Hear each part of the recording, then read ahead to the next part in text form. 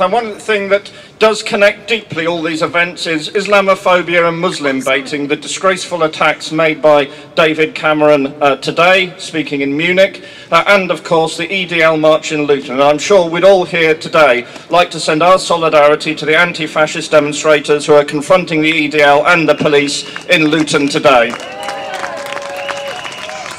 Now, over the last week, as part of its desperate efforts to stay in power, the Mubarak regime has been systematically attacking journalists trying to bring the truth out of Egypt about what's happening in Cairo. I'd now like to welcome to speak to you Donnacha Delong, a Vice President of the National Union of Journalists, who'll talk about what's been done to journalists by the Mubarak regime. Donnacha. Obviously, Judith mentioned some of the way that the uprising in Egypt is being reported over here. But what we've got to remember is the reason we know the real story is because of other journalists.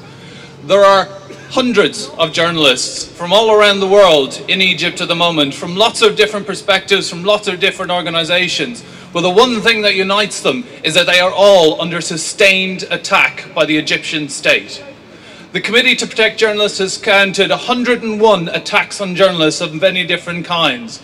Some of them have been attacked at knife point by some of the government's thugs. Others have been arrested and detained. One journalist, an Egyptian journalist, was shot a week ago trying to cover the demonstration, and he died yesterday. So I'd like for us all to join in solidarity with Ahmed Mohamed Mahmoud, who was killed and died yesterday as one of the first journalistic victims of the regime. Let's hope he's the last victim of it.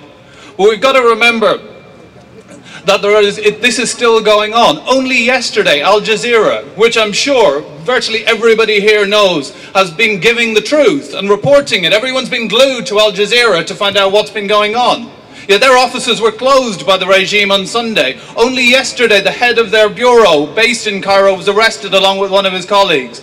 The state is still trying to shut down the message, still trying to shut down the truth.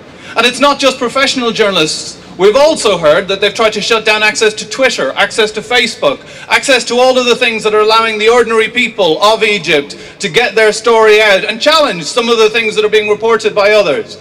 So this is what's important. It's not just about the professionals. It's not just about the people who are employed and paid by companies. It's about everyone's freedom of speech and everyone's right to get the story out. And what we've got to remember is that in comparison with some of the countries in the region, Egypt was the more liberal one in terms of the media. As we see the possibility of demonstrations and actual demonstrations in Sudan, in Algeria, in Syria, in Yemen, across the region, all of these countries have an even worse record for oppressing the media. How do we know there weren't demos in Syria yesterday? We know people had called for them, but actually there's very little free media in the country, and we may not hear when things happen. So we've got to fight not just in solidarity with the Egyptian people, but fight in solidarity with all of the journalists who want you to know what's going on, want all of us to know what's going on, and fight against states and thugs who want to shut down the message and shut down freedom of speech. Thank you very much, Donnacha.